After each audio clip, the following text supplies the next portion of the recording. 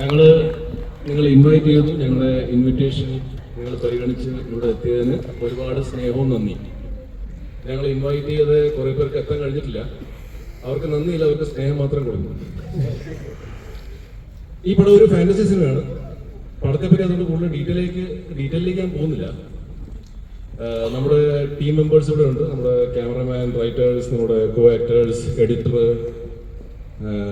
Heroine, പിന്നെ നമ്മുടെ producers ഉണ്ട്, director, production control, marketing, PRO, and സാക്ഷാൽ ദൈവം ഗോഡ് സണിവേൽ.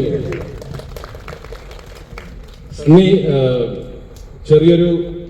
വളരെ ചെറിയൊരു ഹെൽത്ത് ഇഷ്യൂ, 2 ദിവസത്തിനും ശരിയാകുന്ന രീതിയിലുള്ളൊരു ഹെൽത്ത് ഇഷ്യൂ.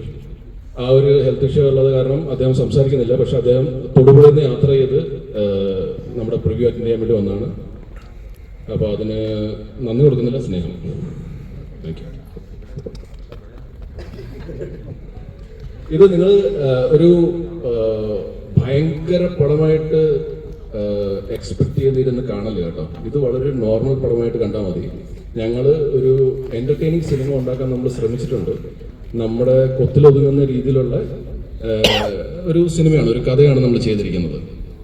അപ്പോൾ പറയാനുള്ളൊരു കാര്യം എന്ന് വെച്ചാൽ നമ്മുടെ മീഡിയ ഇവിടെ എത്തിയിട്ടുണ്ട്.